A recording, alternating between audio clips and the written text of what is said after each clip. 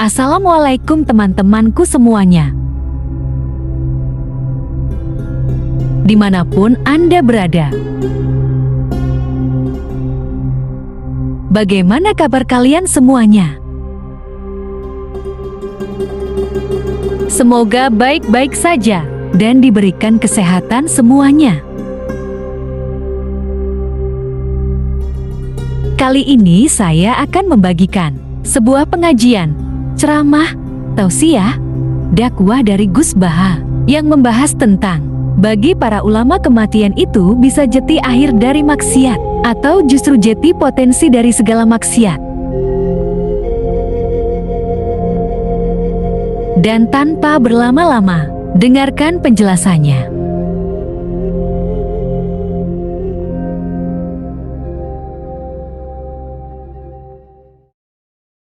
Saya termasuk orang yang meskipun masih muda itu gak pati mati. Karena bukan berarti saya mesti soleh, mesti husnul khotimah, ya enggak. Ada istilah mati yang menyenangkan dalam diri manusia, yaitu Nabi ngendikan Allahumma ahyini maka natil hayatu khairan li wa tawaffani maka natil wafatu khairan li.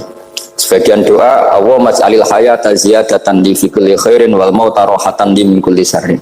Jadi mati itu akhir dari maksiat saya atau akhir dari potensi maksiat saya. Sehingga kata Sohibul Hikam, kamu harus percaya diri bisa selamanya tidak maksiat lagi. Orang kan tanya, masa manusia tidak bisa maksiat lagi? Ya bisa saja kamu pas toat terus mati, berarti sudah tidak bisa maksiat. Jadi ulama itu melihat mati itu akhir dari segala maksiat atau potensi maksiat. Ya, di sini hebatnya lagi-lagi GNU. Bohong fasik gendong kayak apa, kalau mati saya deh. Tonggone menang kabeh, saya dia menang kabeh. Sesuai kayak ini saya nih pun buatan sakit maling, buatan sakit korupsi. Oh gede saya ini. Itu satu ilmu yang luar biasa. Meskipun ya tentu agak ngawur. Tapi itu bagus. Secara ilmu bagus karena al maut adalah rohatun min kulli syarr. Lagi-lagi yang menyelamatkan itu illa aliman au muta'alliman. Proses belajar mengajar. Saya baca banyak tentang halal haram dalam kitab Imam Ghazali itu, tak ulang berkali-kali. Saya itu dulu ya gak paham, karena kitab paling susah di bab Imam Ghazali itu menurut saya kitabul halal wal haram. Termasuk bagaimana cara ngelola amwalus salatin yang terkenal korup, sementara menyumbang kamu sebagai jaizah, sebagai hadiah untuk para kiai atau untuk para guru. Itu perdebatannya ulama itu macam-macam. Ada yang bilang haram karena itu potensi haram, atau memang benar-benar haram. Ada yang bilang boleh karena kalau yang pakai kamu untuk kebaikan, kali dipakai mereka ruwet. Kebetulan yang partai ini lebih besar Mas Nadif. Ya alhamdulillah. Terus dikiaskan sama ghanimah. Lagi-lagi karena baca, saya itu pernah ditanya seorang dosen di Jogja, Gus saya ini muslim mulai kecil dan saya peneliti, saya pernah sekolah di mana-mana. Yang ganjil dari saya tentang Islam itu satu, yaitu ghanimah. Kok kayak Islam tuh rampok gitu ya, perang sudah orang kafir tuh kalah, hartanya diambil gini-gini. Ya ghanimah. Terus saya memberi analogi, kalau ada garong ke kamu, bawa senpi, bawa pedang, terus kamu mengalahkan garong itu, alat-alat itu kamu kembalikan apa kamu sita? Ya saya sita, nanti dipakai garong lagi. Ya kira-kira seperti itu. Kalau dikembalikan ke orang kafir, berarti menjadi kekuatan kekafiran lagi, dan itu harbi. Dia baru nerima. Lagi-lagi ini barokahnya baca. Makanya saya diminta sama sini, ya saya bentuk faktor hormat, karena bapak saya memang dulu ngaji sama Badullah.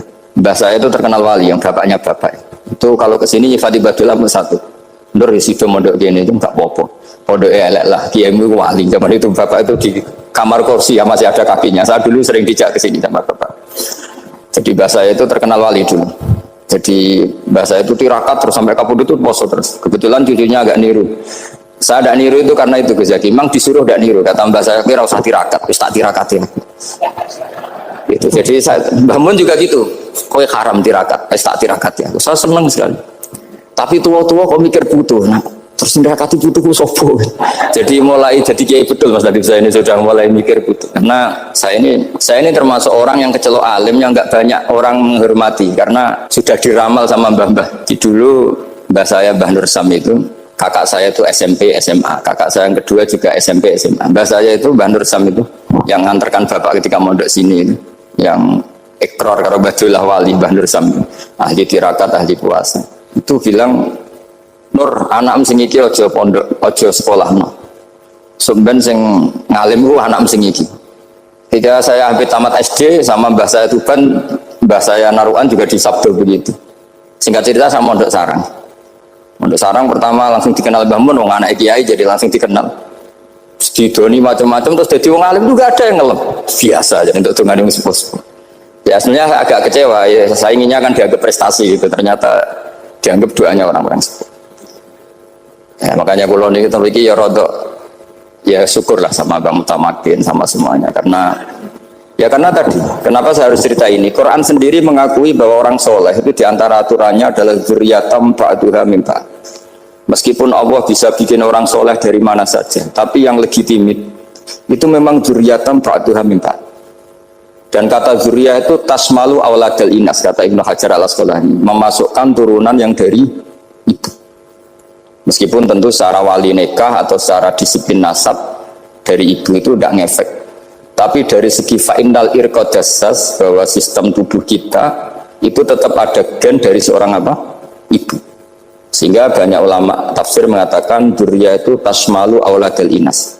Dzurriyyah itu memasukkan turunan dari apa? Ibu. Bapak saya itu nasabnya nasab wali, jadi babahnya itu suka tirakat, suka. Ibu itu nasab kiai. Jadi kalau bapak wiridan itu, kalau istiqomah itu disalahkan sama keluarga ibu. Istiqomah itu salah. Karena ijabu malam yajib, mewajibkan sesuatu yang tidak wajib. Itu masalah secara ilmiah. Mbah Mun itu sering kritik kalau ada pondok wajib puasa, wajib merawat itu sering kritik. Itu secara fikih bahaya. Ijabu malam yajib, mewajibkan sesuatu yang tidak wajib. Dan itu kriminal dalam bab fikih. Betul itu, sama cari di Sulam Taufik, babnya itu ngeri. Ijabu malam yajib itu tidak dihitung minal kabair, dicari sendiri itu di bab Sulam Taufik, tidak perlu saya sebut, itu parah betul malah cara menvonis Abdullah bin Husain bin Thohir di Sulam Taufik. Ijabu malam yajib. Tapi pondok-pondok yang tirakat tidak kurang dalih. Niki boten majibaken, melatih. Boten majibaken tapi nopo?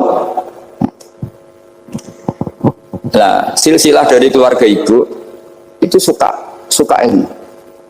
Sehingga Abdullah bin Mas'ud itu tiap hari itu mensweeping orang yang sering duha. Kalau ada orang duha istiqomah itu disweeping. Awas, harus seminggu sekali, nggak boleh tiap hari. Masa sholat fardu kamu saingi sholat duha? Nggak boleh, fardu tersaingi. Itu Abdullah bin Masyhur, sampai cari di Al-Hunyah. Sayyidah Aisyah kalau ada orang duha tiap hari dimarahin.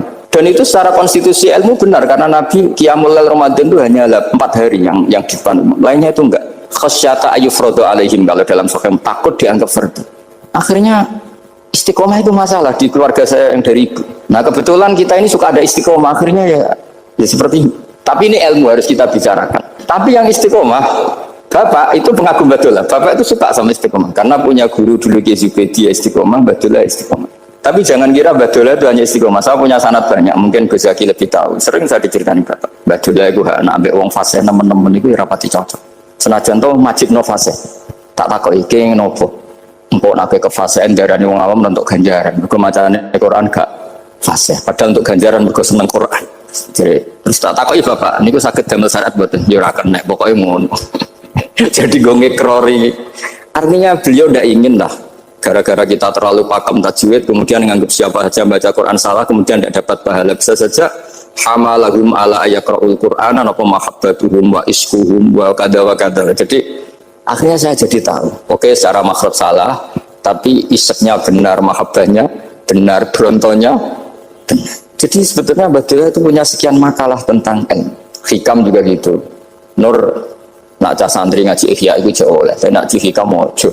Maksudnya beliau entah kalau setelah itu Badulah itu melarang siapa saja santri ngaji hikam itu dilarangnya ada kelas tertentu untuk boleh ngaji hikam. Nah kenapa saya cerita ini? Karena saya masih ingat betul di antara wasiatnya Mbah Mun itu. Pirroh sebab apa Fatihah kok ihdinas siratal mustaqim, bukan siratoka tapi siratal ladzina an'amta alaihim. Dawe Mbah Mun fa innallaha ta'ala la ya'kul wa la yashrab wa la yanqih wa la kadza wa kadza. Allah itu tidak makan, tidak minum, tidak tidur. Sehingga kita tidak bisa niru Allah. Tapi yang makan tidur itu manusia. Sehingga kalau ingin dekat Allah ya niru siratal ladzina, bukan siratoka. Kita cara tidur niru Kanjeng Nabi, niru ulama, cara makan, cara minum, niru Allah tidak bisa. Makanya bukan ihdinas siratal mustaqim siratoka tapi siratal ladzina an'amta. Maka dalam beragama itu butuh master, butuh panutan. Ya tentu Mbah Mun oleh ngendikan pakai lurut orang-orang kuno. Cara Mbah Mun pakai cantolan. Maka saya punya makalah banyak dari Bapak, dari Mbah Mun, dari Mbah Zubair, dari sampai saya itu hafal sanad sampai Rasulullah Shallallahu Alaihi Wasallam. Karena yang bisa mengawal ilmu itu sanad. Termasuk saya di sini bawa kitab Ar-Risalah Al-Qusairiyah. Nanti saya baca beberapa panutan kita. Di sini ada Abdul Qasim Al-Junaidi, ada Abu Yazid Al-Bustami, ada banyak ulama yang ditulis Ar-Risalah Al-Qusairiyah. Dan itu yang membentuk Imam Ghazali, kitab Ar-Risalah Al-Qusairiyah. Tapi sekarang kita ini tidak belajar lagi tentang tasawuf. Tasawuf itu Abdul Qasim Al-Junaidi jadi wali itu bukan wiridannya terlalu banyak, enggak. Beliau pernah bikin satu kalimat yang menjadikan Allah itu ridho. Kalimatnya begini, kalau malam beliau wiridan gini, ya Allah, kenapa engkau ngasih rezeki saya? Padahal engkau tidak butuh saya. Kalimatnya sederhana. Kalau seorang majikan ngasih servis sama karyawannya, memang butuh pekerjaannya. Orang tua ke anak butuh kasih sayangnya. Tapi engkau ini zat yang tidak butuh saya, tidak butuh kita. Ngapain ngasih? Jadi punya sisi betapa Allah itu luar biasa. Allah tidak butuh kok. Ngasih itu kan luar biasa. Jadi karena mensifati seperti itu, Allah itu ridho. Itu luar biasa. Normalnya orang memberi itu kan, apalagi orang memberi kiai itu kacau sekali. 1.000 jaluk swarga, salam template 1 juta wae jaluk apa? Swarga itu parah lagi. Nanti kalau enggak masuk surga tunda-tunda, itu ngeri lagi itu 1 juta minta apa? Surga. Sayyidina Ali itu diantara sebabnya beliau dekat Allah itu karena muamalahnya sama Allah itu benar. Di antara muamalah itu yang diriwayatkan di kitab Ar-Risalah Al-Qusairiyah adalah masyhur itu. Kafani izzan antakuna li rabban wa kafani fakhran an akuna laka abdan. Tiap malam ya beritanya itu, ya Allah, saya sungguh sangat mulia karena engkau yang jadi Tuhan. Coba kalau saya dituhani manusia yang mati atau dituhani siapa yang mati juga. Wa kafani fakhran an akuna laka abdan. Saya ini bangga sekali karena jadi budak, jadi hamba zat yang tidak mati. Jadi pakem-pakem yang menjadi masyrab kalau dalam bahasa tasawuf itu yang menjadikan wali. Sehingga yang dikatakan ibadah itu apa? Ma'rifatullah, mengenali Allah secara benar. Jadi jangan kira wali-wali dulu terus terlalu istiqomah, ada juga. Mereka punya pakem yang menjadikan Allah itu ridho. Saya beri contoh nih, di sini banyak makalah, nanti saya beberapa baca tabarruk. Banyak riwayat dari orang-orang sufi. Nabi Ibrahim itu pernah ketemu orang Majusi. Beliau terkenal sakhok, terkenal sakhiyah. Ketika ketemu orang Majusi, ya Ibrahim, saya ini sehari saja ngasih makan saya, kamu kan tukang ngasih makan orang. Terus ya tapi bisyarti antus lima, kamu harus Islam. Fikihnya Nabi Ibrahim adalah kalau saya menolong dia berarti nolong orang kafir. Setelah orang itu lewat berlalu karena Nabi Ibrahim gak mau hormat, Allah memberi wahyu ke Nabi Ibrahim, kenapa ya Ibrahim tidak kamu terima 1 hari, kamu kasih makan 1 hari? Ya karena dia Majusi. Kata Allah, dia umurnya berapa? 60 tahun. Tanyakan, pernah kelaparan kan hanya hari ini? Iya ya Allah. 60 tahun dia kafir tak kasih makan. Minta kamu sehari aja kok gak boleh. Akhirnya Nabi Ibrahim dipanggil orang Majusi, dikejar dipanggil. Ayo tak kasih makan 1 hari. Kok kamu sekarang jadi baik? Habis ditegur Tuhan. Terus kata, ahakadha yu'amiluni. Apa seperti itu Tuhanmu mengu'alamalai saya? Ya na'am. Akhirnya Islam orang Majusi. Jadi itu lagi-lagi ilmu. Jadi yang dikatakan ilmu itu satu teori atau kalimat atau apa saja yang menjadikan kita ini pakem. Meskipun pakem itu kadang sulit diterima orang-orang khusyuk. Orang khusyuk itu ya nyun sewu ada sisi nakalnya. Makanya Mbah Mun sering gaya jargon masyhur. Zada khusyuan, zada jalan, tambah khusyuk tambah bodoh. Bukan bodoh dengan makna salah itu enggak. Memang kadang terus anti ilmu. Misalnya gini, ini contoh yang karena saya ini mengkhidmati ilmu, saya beri contoh yang urusan ilmu. Ada orang sujud diinjak orang fasik, kepalanya diinjak orang fasik. Terus si orang yang sujud tadi ini ada di Sahih Muslim, juga ada di Ihya. Wallahi la yaghfirullahu laka, pakai sumpah, wallahi la yaghfirullahu laka. Allah langsung mewahyukan ke Nabi fi hadzal zaman, fi tilka zaman atau fi dzalika zaman. Man dzalladzi yata'alla alayya alla aghfira li fulan qad ghafartu lahu wa ahbattu amalak. Katakan ke orang itu, siapa yang mencatut nama saya yang hanya berstatus tidak memaafkan. Itu enggak fair. Saya ini Tuhan kok bisa yaghfir, bisa yu'adzib. Kok sifat saya tinggal 1 yu'adzib, itu gimana? Dicatut separuh itu Allah tidak terima. Tapi kalau kita baca Quran, saya ini sama orang fasik ya benci. Saya ini orang soleh, setidaknya pura-pura soleh lah. Karena di depan para kiai ini. Tapi mau tidak mau, Ketika Allah mensifati dirinya tentang orang munafik gimana? Wa yu'adzibal munafiqina in syaa au jatuh. Itu cocok tidak cocok, potensi memberi tobat itu ada. Meskipun sama kalau orang munafik, tapi ya tetap bacanya wa yu'adzibal munafiqina ya in syaa au jatuh. Rasulullah kayak apa benjinya dengan Wahsy karena qatilu Hamzah. Tapi Nabi tunduk sama konstitusi Quran. Laisa laka minal amri syai'un aw yatuba alaihim aw yu'adzibah. Akhirnya Allah malah memberi tobat sama qatilu Hamzah yaitu Wahsy. Ini pentingnya baca lagi. Kalau kita tidak baca, hanya khusyuk saja, tidak baca, pasti sama orang yang menginjak orang sujud tadi, yang injak pasti salah, nggak dimaafkan. Bongso pasti. Pertanyaannya adalah, betulkah Allah punya sifat satu, yaitu yu'adzib? Makanya kalau kita baca, misalnya baca Quran, walillahi mulkus samawati wal ardh, ya sudah, yaghfiru liman yasha wa yu'adzibu man yasha. Kalau nuruti rasa kita, ya inginnya ke kita, yaghfir, ke orang lain yu'adzib. Tapi Tuhan kan nggak terima, saya ini Tuhan kok didikte makhluk saya ini gimana? Nggak bisa. Sehingga ya ini lagi-lagi ilmu. Makanya saya cocok nggak cocok itu suka baca. Saya suka sekali baca, mulai ulama dulu, ulama modern, setengah dulu, mulai ulama yang kedunian sampai setengah kedunian. Suka. Saya dulu tuh nggak suka uang, karena saya memang tadi mbah saya dari bapak itu wali mas. Kalau tadi Mas Nadif jujur, mulai Mbah Soleh itu suka bully mertuanya, jadi saya alhamdulillah dia jujur. Jadi, Mbah Soleh itu menantunya Raden Asnawi, itu ya bully-bulian sama ini, terus ditiru beliau ini. Itu nggak suka sebenarnya. Saya itu ya pokoknya tadi kalau orang daftar wali itu kan nggak suka sama, karena mereka nangis ketika Allah menghentikan wa aqridu atau ayat-ayat anfiku, atau orang baik disifati wa aqridu wa qardan hasan. Itu hadal khitab li ahlil jibdi wasarwah. Ini khitab untuk orang kaya. Kalau isin Gusti jenengan nampen ngongkon infak kok kalau diinfaki, jenengan nampen ngongkon ngamal kok kalau di ngamali. Jadi maka yuhibbunal mal, mereka tidak suka harta. Walakin liyana luladzatal khitab bil infak, dan itu harus kaya dulu untuk bisa infak. Jadi itu uniknya. Akhirnya Syekh Imam Sa'roni penting juga kaya. Jadi wali untuk suka harta itu nunggu diperintahkan Allah. Alhamdulillah kita tidak, sudah wali dulu karena sudah senang harta wali. Jadi kayaknya keren kita dibanding wali-wali itu. Artinya wali itu tahu pentingnya harta setelah jadi wali. Kita alhamdulillah mulai kecil sudah tahu pentingnya harta. Kayaknya kita lebih wali. Imam Syafi'i itu dulu gak suka sama orang kaya. Saya berkali-kali ceritain. Karena dia dididik Sufyan As-Tsauri, Sufyan bin Uyainah. Tapi ketika ketemu Imam Malik itu kaya raya. Meskipun dia hidupnya sederhana, tapi kaya raya. Pas beliau mau, Imam Syafi'i dia agak-agak sopan kalau sekarang tanya, setelah jenengan ilmu yang saya harus ambil siapa? Kata Imam Malik, yang salim saya itu sudah meninggal Abu Hanifah, tapi muridnya masih, namanya Muhammad bin Hasan Asy-Syaibani. Kamu datang ke sana. Semalam itu Imam Malik dikasih uang 500 dinar.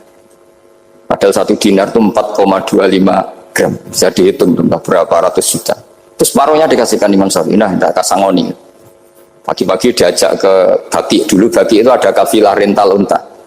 Mana kafilah yang mau ke Irak? Kita, ya sudah ini antar, tak bayari. Diantar Imam Syafi'i. Diantar ke Imam Muhammad bin Hasan Asy-Syaibani di Irak. Itu ketemu Muhammad bin Hasan Asy-Syaibani pertama itu apa? Dulu itu kalau ngitung uang di meja.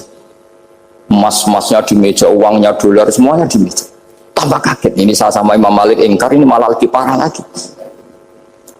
Kata Muhammad bin Hasan Asy-Syaibani, atajabu minha, kamu kagum dengan ini, merasa aneh? Iya. Ya sudah, ini tak kasihkan orang fasik, tinggo demenan, tinggo judi. Jangan, jenengan saja. Kalau jenengan kan orang soleh dipakai kebaikan, berarti orang soleh boleh kaya. Angsal-angsal. Semenjak itu Imam Syafi'i kebablasan. Sampai fatwa kiai fakir itu haram.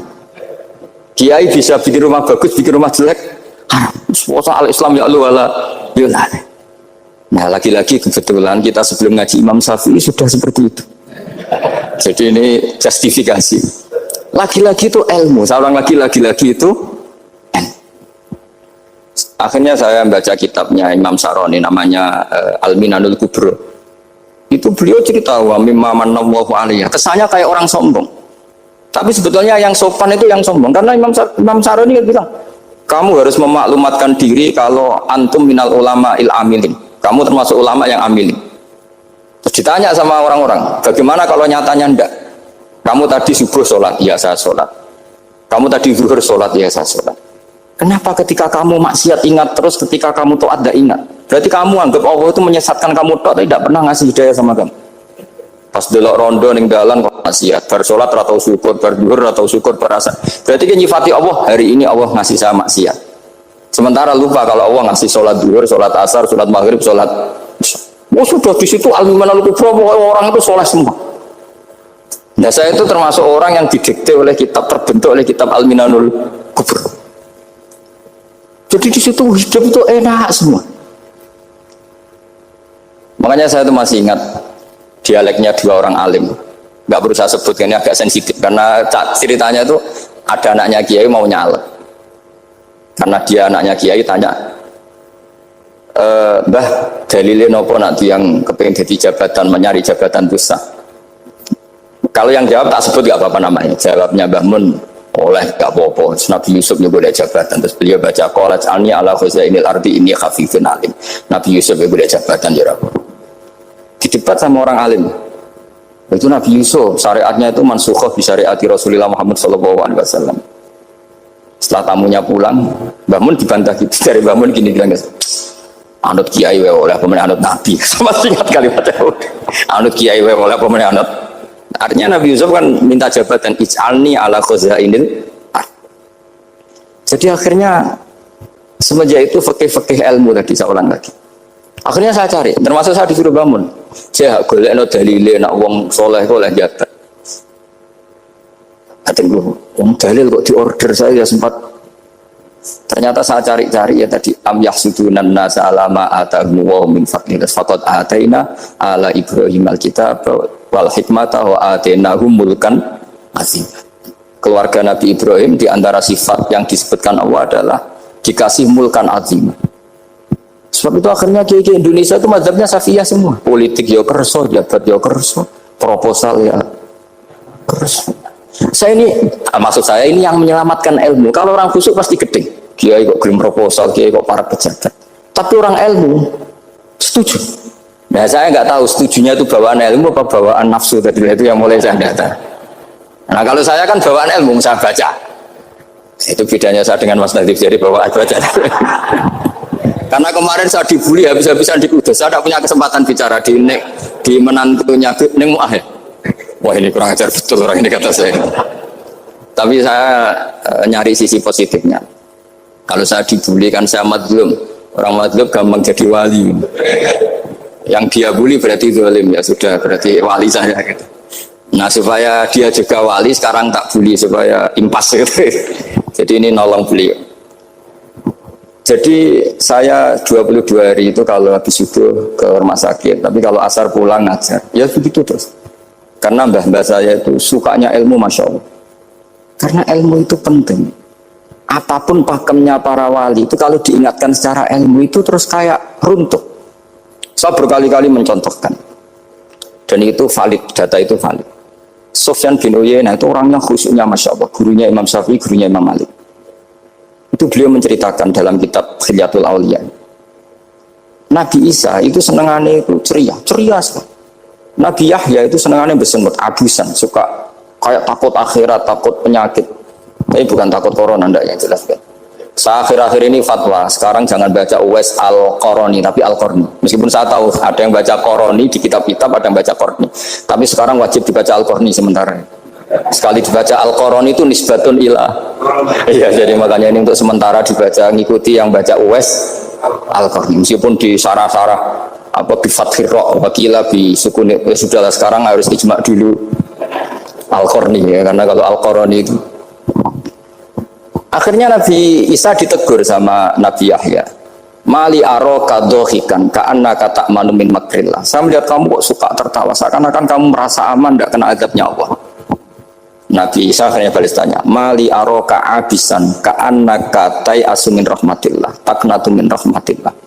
Kowe mbesenggut wae koyo dunia orang rahmat anane corona tok. Padahal yo ono mangan, ono guyon, ono nikmat. Dan itu figur besar akhirnya kita tahu. Dan saya sering cerita juga setiap dakwah itu Nabi Isa nyari syirarun nas, Nabi Yahya cari khiyarun nas. Tentu alasan Nabi Yahya gampang berteman orang baik itu baik lah, nyaman terus akibatnya juga baik. Nabi Yahya enggak. Limada tanzilu ala syirarin nas. Kenapa kamu singgahnya ke orang-orang yang buruk? Ana tabibun udawil mardo. Saya ini dokter, tentu menyembuhkan yang sakit. Akhirnya terus di Indonesia banyak kiai yang kancanan orang fasik ya banyak. Tapi ya tentu yang benar itu yang mensolehkan yang fasik. Yang mesti salah yang menjadi fasik karena ketularan yang. Tapi itu lagi-lagi apa? Ilmu yang bisa menjadikan kita percaya itu ilmu.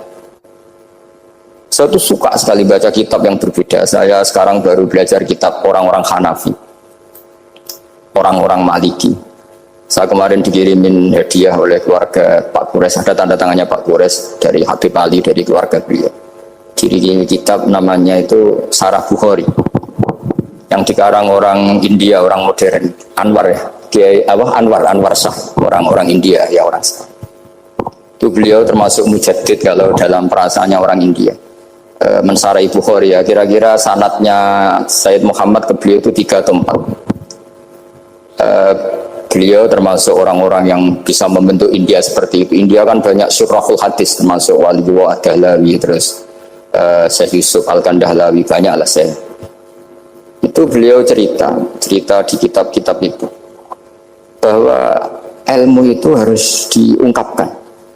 Terus beliau cerita banyak tentang kewalian. Sampai dalam cerita kewalian itu unik. Dan terus kayak jadi wali itu gampang sekali. Ya diantaranya itu wali itu mau modal rasido.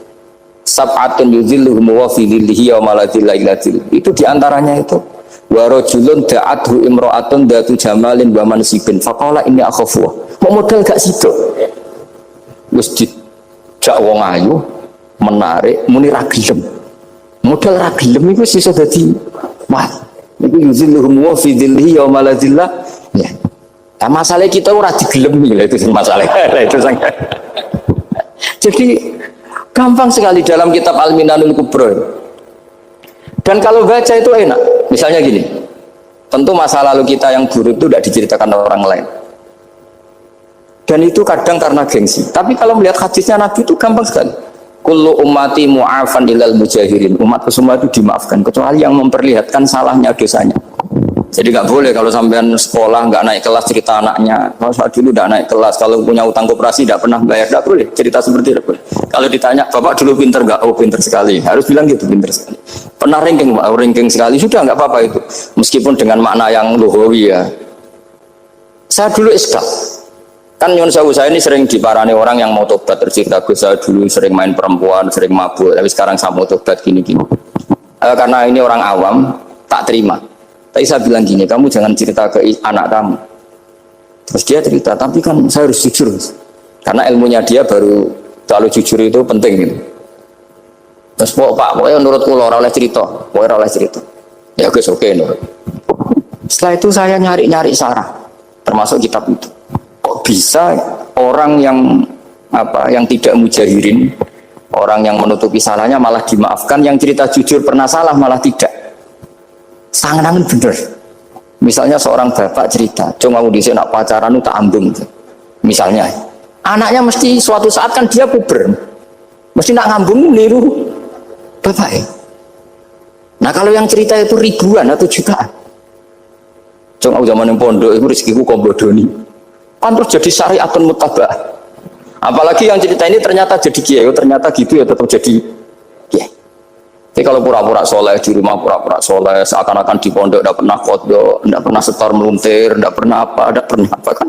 Katanya, lalu lucunya, oke itu alasan. Alasannya Imam Ghazali itu paling masuk akal. Ini saya cerita, ila aliman barokahnya baca Imam Ghazali. Fa inna wa ta'ala yakrohu zuhurul ma'asi. Wa min asbabi zuhur adalah al-mujahar. Karena Allah itu gak suka maksiat itu begitu kelihatan. Dan awal dari kelihatannya maksiat adalah semua orang cerita. Akhirnya maksiat dianggap biasa saja. Jadi kalau semua orang cerita zaman mondok nakal itu akhirnya semua orang yang nakal, oh itu niru kiai ini karena ini niru kiai. Kan repot. Tapi kalau semua kiai sok suci atau suci betul, dan semoga ya suci betul, kan yang maksiat yang mau maksiat ini nggak punya alasan karena masternya nggak pernah maksiat. Meskipun sebagian yang sultan nggak pernah konangan, nggak tahu pokoknya yang penting seperti itu. Itu hebatnya konsepnya. Saya dulu ya eskal loh. Ya tadi kullu ummati mu'afan illal mujahirin. Saya dulu seiskal kan. Tapi setelah baca Ihya kata Imam Ghazali, karena Allah itu nggak suka zuhurul ma'asi. Allah nggak suka kalau maksiat terlalu muncul. Dan termasuk sebabnya muncul adalah setiap orang jujur menceritakan masa lalunya.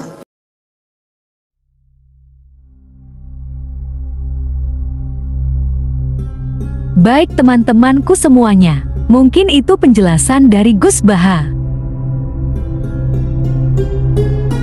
Semoga bermanfaat dan kita bisa sama-sama belajar. Wassalamualaikum warahmatullahi wabarakatuh.